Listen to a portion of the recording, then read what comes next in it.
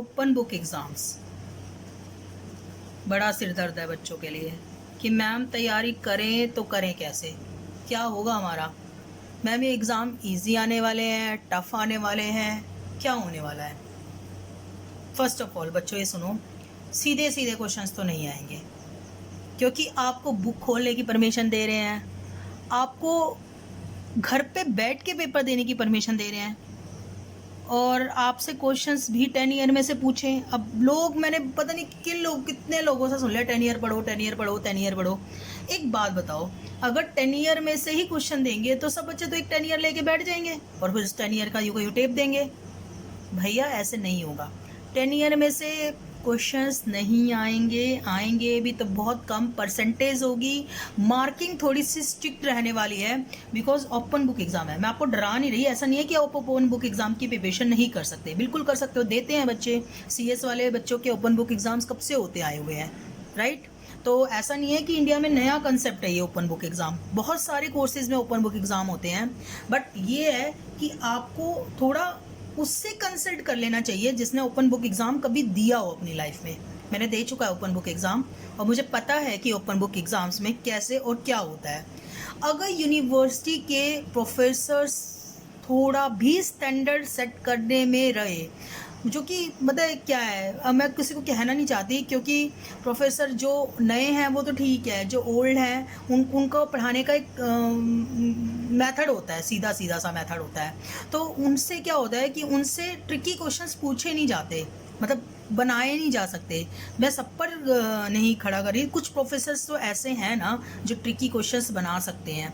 तो वो प्रोफेसर्स ने अगर आपका पेपर बना दिया जो ट्रिकी क्वेश्चंस बनाते हैं तो आपकी वाट लग जाएगी ओपन बुक एग्ज़ाम में। हाँ, उन प्रोफेसर्स ने बनाया जो उनको पता ही नहीं कि जिन्होंने अपनी लाइफ में ओपन बुक एग्ज़ाम कभी नहीं दिया, तो वो तो उसी क्वेश्चंस को थोड़ा घुमा फिरा के देंगे। तो थोड़ा थोड़ा लक पे भी डिपेंड करता है कि आपका ओपन बुक एग्ज़ाम कैसा होने वाला है, ठीक है। तो मैम हम तैयारी कैसे करें, जैसा होगा वो तो एग्ज़ाम होगा बाद में, हम तैयारी कैसे करें। सबसे पहली बात, आपको एक बात याद रखने की ज़रूरत है बच्चों, आपको जितने भी कंसेप्ट हैं वो सिर्फ आपको अंडरस्टैंड करने हैं और इतनी बुरी तरह समझने हैं उन कंसेप्ट को। तो आपको ये पता होना चाहिए कि ये वाली बात इस पेज पे लिखी है।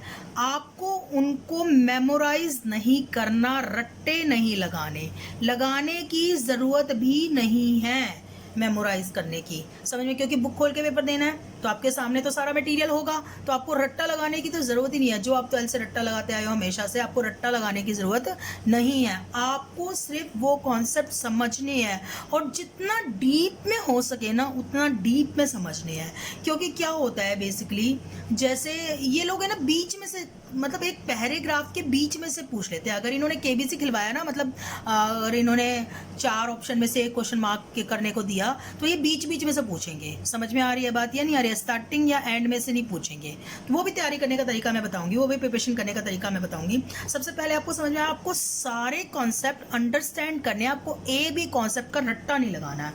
उसके बाद आपको जो भी है इंडेक्स बनाना है। अब आप कहोगे मैम इंडेक्स बनाने के लिए कहाँ टाइम है, 10 दिन तो पेपर के रह गए, तो इंडेक्स कैसे बनाने के लिए टाइम है? बच्चों इसके लिए ना मैंने एक रेंडमली एक बुक उठा ली है, कोई सी भी।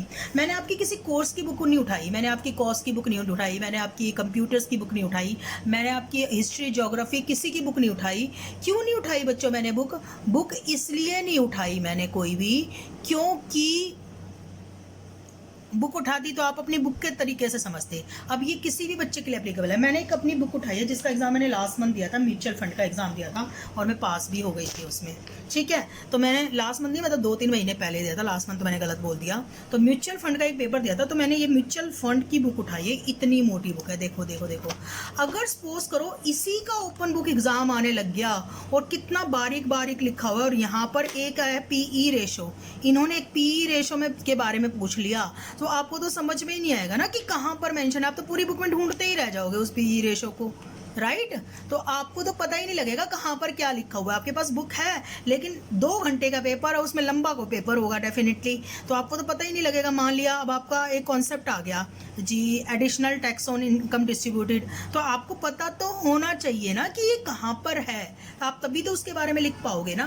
तो आपको सबसे पहले क्या करना है, ये जो इस तरीके का इंडेक्स है ना, कोई भी ऐसी बुक रेफर करनी है जिसके स्टार्टिंग में थोड़ा डीप में इंडेक्स हो, इंडेक्स थोड़ा सा डीप में हो, ताकि आपको देखते ही समझ में आ जाए। और उसके सामने अगर बुक नहीं, आपके नोट्स हैं रजिस्टर में, मान लिया नोट्स बना रखे हैं आपने, कुछ बच्चों ने नोट्स ऑलरेडी बना रखे हैं, तो आप रजिस्टर के हर एक पेज पे पेज नंबर डालना और उस इंडेक्स के टॉपिक के सामने भी आपको पेज नंबर डालना है। समझ गए नहीं समझ गए? जैसे बचपन में करते थे, बचपन में सिर्फ आप इंडेक्स बनाते थे, पेज नंबर नहीं डालते थे, बट आपको पेज नंबर भी डाल के रखना है। तो सेकंड जो प्रिपरेशन आपको करनी है ना, वो इंडेक्स बनाने की प्रिपरेशन करनी है ना। मैंने बीच वाली प्रिपरेशन हटा दी, आपको ये भी लाइन लिखी थी मैंने, प्रिपेयर शॉर्ट नोट्स, पर शॉर्ट नोट्स बनाने के लिए टाइम नहीं, अब आपको बुक ही रेफर करनी पड़ेगी, इसलिए मैंने ये वाली हेडिंग हटा दी है। शॉर्ट नोट्स नहीं बनाना, अब आपको बुक से ही देखना है। समझ गए नहीं समझ गए? अब आपको क्या करना है, जैसे ये चैप्टर का स्टार्टिंग है, इस चैप्टर के कोई भी चैप्टर है, ये चैप्टर का स्टार्टिंग है ना, ये दिख रहा है चैप्टर का स्टार्टिंग। इस चैप्टर के स्टार्टिंग में ही ऊपर की साइड जितनी भी हेडिंग है वो लिखनी है। जैसे कंसेप्ट ऑफ म्यूचुअल फंड, मैंने ऊपर लिख दिया कंसेप्ट ऑफ म्यूचुअल फंड। उसके बाद नीचे क्या दे रखा है बताओ, role of mutual funds, now role of mutual funds. Role of mutual funds के बाद अगला है different kind of mutual funds, तो मैंने लिख दिया यहाँ पर different kind of mutual funds. दिख रहा है आपको या नहीं आ रहा है ना? उसके बाद how mutual fund scheme operated, how mutual fund scheme operated, मतलब कि बुक की स्टार्टिंग में तो इंडेक्स बनाना ही बनाना है, साथ में चैप्टर की स्टार्टिंग में भी आपको इंडेक्स बनाना पड़ेगा, राइट, ताकि आपको मेनली इस एग्जाम में जो बेसिक वो फंडा होता है ना, वो टाइम का होता है, राइट। टाइम आप जितनी जल्दी अपने टाइम को मैनेज कर पाए ना, देखो मिलने को तो सब चीजें मिल जाएंगी, गूगल करोगे सब मिल जाएगा, लेकिन मिलने में ही आधा घंटा लग गया, दूसरे क्वेश्चन के लिए टाइम ही नहीं बचा, तो फायदा क्या उस मिलने का? समझ गए या नहीं समझ गए? तो बेसिकली फंडा इस वाले एग्जाम्स में टाइम का होता है, टाइम आपको मैनेज करना है। समझ में आ रही है ना? तो एडवांटेज ऑफ म्यूचुअल फंड। उसके बाद how do you the mutual fund scheme operated, how do the mutual fund scheme operated. अच्छा, एक क्वेश्चन अगर दूसरे तरीके से पूछा जाता है ना, तो वो दूसरे तरीके से भी उसके सामने लिखना है। जैसे एडवांटेज ऑफ म्यूचुअल फंड का एक क्वेश्चन और ऐसे बन सकता है, बेनिफिट ऑफ म्यूचुअल फंड्स, तो आपको साथ में एडवांटेज के साथ बेनिफिट भी लिख सकते हैं, उसके साथ ऑब्जेक्टिव भी लिख सकते हैं। एडवांटेज कह लो, बेनिफिट कह लो, ऑब्जेक्टिव कह लो, ऑलमोस्ट एक ही आंसर से बन जाते हैं। तो जितना भी है वो सारा उसके सामने लिख लेना। Professional management, right. अब आपको क्या करना है, एडवांटेज ऑफ म्यूचुअल फंड। अब उसके बाद क्या करना है, हेडिंग के अंदर भी, क्योंकि बहुत डीप में देंगे ये लोग। अब क्या है, जैसे एडवांटेज ऑफ म्यूचुअल फंड का एक टॉपिक हो गया है ना, एडवांटेज ऑफ म्यूचुअल फंड्स के सब पॉइंट हो गए ये, प्रोफेशनल मैनेजमेंट, अफोर्डेबल पोर्टफोलियो में डाइवर्सिफिकेशन, इकोनॉमी ऑफ स्केल्स, ये इस तरीके से जो है म्यूचुअल फंड्स के बेनिफिट्स हो गए। दिख रहे हैं, लिक्विडिटी, मैंने पहले इनके point number tax deferral, tax benefits, convenient options, investment comfort, regulatory comfort और सिस्टमेटिक अप्रोच, ये दे रखे हैं ना आपको। तो ये जितने भी पॉइंट्स आपको दे रखे हैं, तो आपको वो सारे के सारे पॉइंट्स उस एडवांटेज के साथ में लिखने हैं। जैसे कि प्रोफेशनल मैनेजमेंट, ताकि इसमें से कोई टॉपिक आए तो आपको फटाफट पता लग जाए कि कहाँ पर है। अफोर्डेबल पोर्टफोलियो मैनेजमेंट, ये सब चीज़ें आपको पता लग जाए। ऐसे समझ में आई? पहली बात, मतलब 3 टाइप के इंडेक्स बनेंगे, सुनना, इसमें 3 टाइप के इंडेक्स बनेंगे।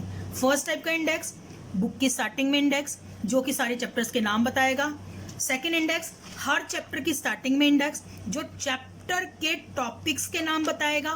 फिर टॉपिक्स का भी इंडेक्स, जो उसके सब पॉइंट को बताएगा, टॉपिक का इंडेक्स, ताकि आपको फटाफट वो चीज़ पता लग जाए। तो आपको जो है सेकंड जो आपको मेजर पॉइंट ध्यान रखना है, वो आपको इंडेक्स बनाने हैं। इंडेक्स बनाए बिना आपका काम बिल्कुल नहीं चलने वाला। तो इंडेक्स कैसे बनाओगे बताओ? एक तो बताओगे at starting of book, book की स्टार्टिंग में, एक at starting of chapter, chapter की स्टार्टिंग में, and now the third at starting of topic या एवरी कंसेप्ट। कंसेप्ट की स्टार्टिंग में आपको 3 टाइप के इंडेक्स, बेसिकली थ्योरी के पेपर के लिए मैं ज़्यादा बता रही हूँ, प्रैक्टिकल पेपर के लिए भी बताऊंगी, पर थ्योरी के पेपर के लिए मैं ज़्यादा बता रही हूँ। तो ये आपको इंडेक्स बना के रखने हैं। समझ में आ रही है बात या नहीं आ रही है? आपको क्लियर हो गया होगा, आई होप क्लियर हो गया। समझ में आ रही है बात या नहीं आ रही है? तीसरा जो इंपॉर्टेंट पॉइंट है, रट्टा नहीं लगाना, बट आपको वो बुक 5-6 बार पढ़ लेनी है, चाहे आपको एक ही दिन में नॉवल की तरह पढ़नी पड़े। समझो मेरी बात, समझो प्लीज, ध्यान से सुनो। एक हफ्ता बेशक है, 1 वीक बेशक है, एक बुक में मोस्टली 150 पेज 200 पेज ही होते हैं, एक रीजनेबल सी बुक में 250 पेज हो जाते हैं। तो आप वो 2 दिन में वो बुक आराम से 4 बार 3 बार कंप्लीट कर सकते हो। बस आपको नॉवल समझ के पढ़ना है, कुछ समझ में आए या कुछ समझ में ना आए। आप फर्स्ट टाइम पढ़ोगे आपको कुछ समझ में नहीं आएगा, आपको लगेगा नॉवल पढ़ रहे हैं, बोर हो रहे हैं। लेकिन जब आप सेकेंड टाइम पढ़ोगे ना तो आपको 70% समझ में आ जाएगा, और जब आप थर्ड टाइम पढ़ोगे तो आपको 100% समझ में आ जाएगा। देखो ये ह्यूमन साइकोलॉजी होती है कि फर्स्ट टाइम पढ़ा हुआ आपको सिर्फ 50 या 40% याद रहता है। याद तो यहाँ पे करना भी नहीं है, यहाँ तो समझना ही तो है। तो सेकंड टाइम पढ़ा हुआ, बस आपको ये पता होना चाहिए कि अगर मुझसे ये कोई पूछे कि मेरे से क्वेश्चन आए कि mutual fund distribution certification examination में टाइप ऑफ स्कीम कहाँ है, तो मुझे एकदम से ध्यान हो भाई इतने पेजों के बाद में है ये, ताकि मैं आपको फटाफट पता लग जाए, फटाफट मैं उसे ढूंढ के लाऊं। समझ में आ रही है बात या नहीं आ रही है? तो ये आपका बेसिकली है कि रिवाइज 5-6 टाइम्स, 5 से 6 बार उसको रिवाइज करना है। नॉवल की तरह पढ़ना है, रटना नहीं है बिल्कुल भी। जैसे एक नॉवल पढ़ते हो ना वैसे ही पढ़ना है, स्टार्टिंग से लेके एंड तक, बस खत्म कर देना। आपको मकसद ये होना चाहिए समझ में आए ना आए खत्म करना है एक बार, समझ में ना आए खत्म करना है दूसरी बार, समझ में आए ना आए खत्म करना है तीसरी बार। आपकी काउंटिंग कंप्लीट होनी चाहिए। समझ में आ रही है बात या नहीं आ रही है? मैं पहली ऐसी टीचर हूँ, बेसिकली टीचर कहते हैं समझ के करो, मैं पहली ऐसी टीचर हूँ जो ये कह रही हूँ बिना समझे पढ़ो। बिना समझे अगर पढ़ोगे, एक बार पढ़ोगे नहीं आएगा समझ में, लेकिन दूसरी बार में आई एश्योर यू नहीं समझ में आए ना तो मुझे आके कमेंट बॉक्स में बोल देना कि मैम नहीं आया समझ में दूसरी तीसरी चौथी बार में, राइट? तो आप लोग जो है इसको आप समझ इस तरीके से रिवाइज करो 4-5 बार। समझ में आ रही है बात या नहीं आ रही है? उसके बाद अब आई प्रैक्टिकल की बात। जो बच्चों प्रैक्टिकल चैप्टर्स है ना, उनका एक तो फॉर्मूलों की, जितने भी फॉर्मूले हैं, जितने भी आपके जो है फॉर्मेट्स हैं उनका, फॉर्मेट्स के बाद जितनी भी टेबल्स हैं उनका, और जितना भी डाटा है उनका एक अलग से नोटबुक बना लो या किसी प्रोफेशनल टीचर के नोट्स उनसे मांग लो।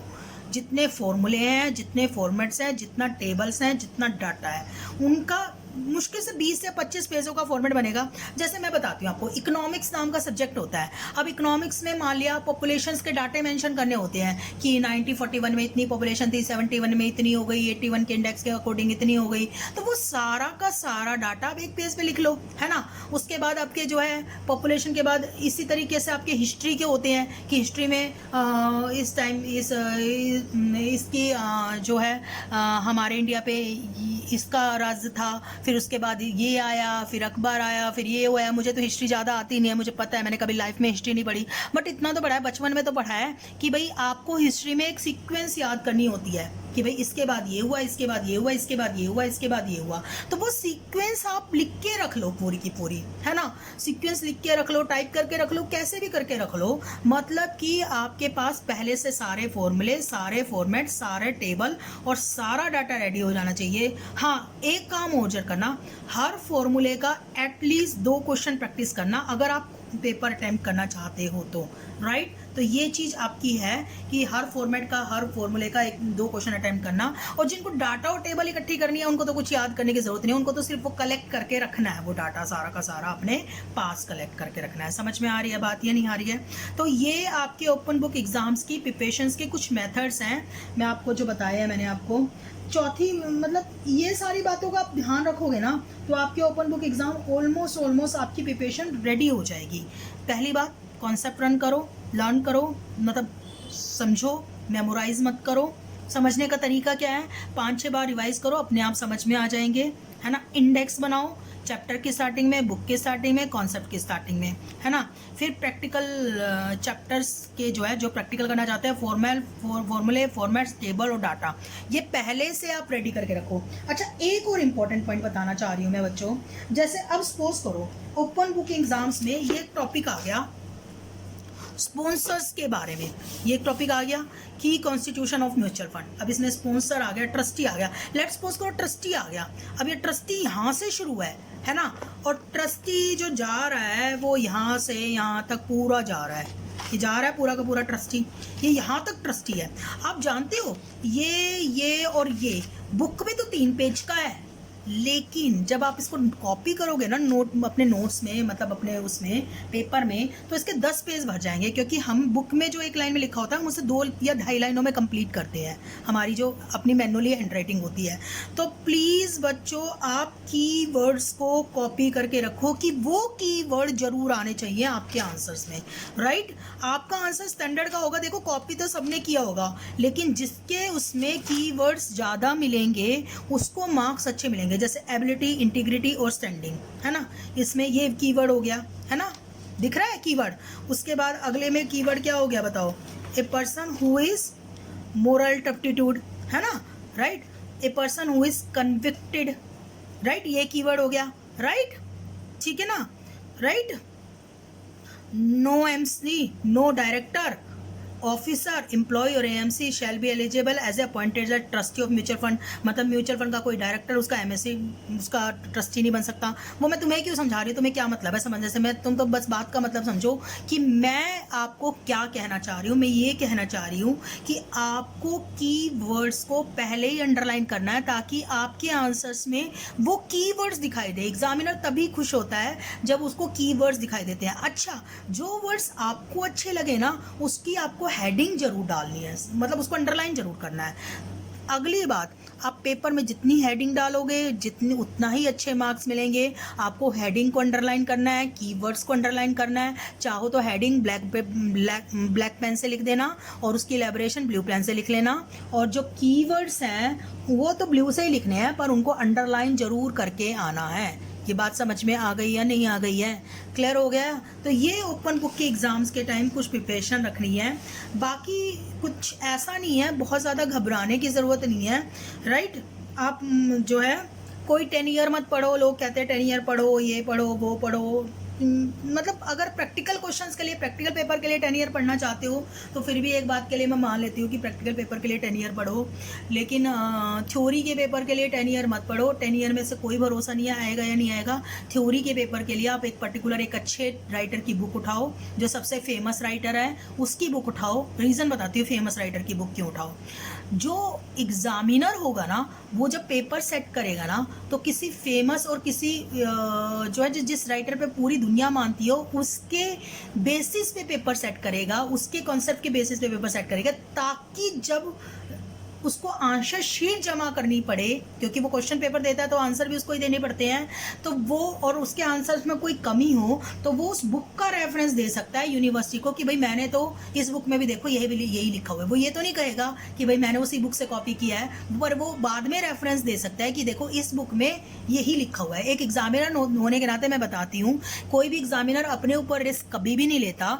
वो क्या करता है, वो हमेशा किसी ऑथर की बुक से ही क्वेश्चंस को डालता है, ताकि बाद में कोई क्वेश्चन का आंसर गलत मिला, यूनिवर्सिटी ने उससे क्वेश्चन किया तो वो उस बुक को रेफर करके बता सकता है कि देखो इतने फेमस ऑथर ने भी यही लिखा हुआ है। समझ में आ रही है बात या नहीं आ रही है? तो किसी फेमस ऑथर की बुक पढ़ो और उससे आपके अपने कंसेप्ट। हाँ, एक बात जरूर पढ़ लेना, एक बार अगर टाइम मिले तो जो स्टडी मटेरियल है ना वहाँ का, उससे गो थ्रू जरूर हो जाना, क्योंकि उसमें से भी पेपर आने के चांसेस हैं। क्योंकि एग्जामिनर को अगर सबसे रिस्क मिनिमम करना होगा तो वो इंस्टीट्यूट जो आपके स्टडी मटेरियल है यूनिवर्सिटी का, उसके से ही पेपर बनाएंगे, यूनिवर्सिटी के स्टडी मटेरियल से ही।